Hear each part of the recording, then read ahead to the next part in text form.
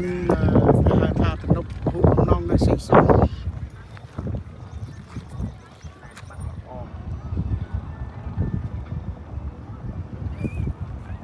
ព្រះវិជាណាចា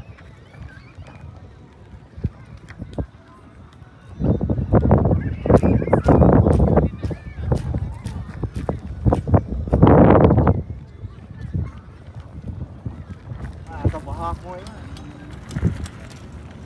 អើដាក់ពូហ្នឹងបាក់អស់ចូលទឹកហ្នឹងចូលអាស្ពានវែងស្រុកសំឡូតទៅណាលោកអូ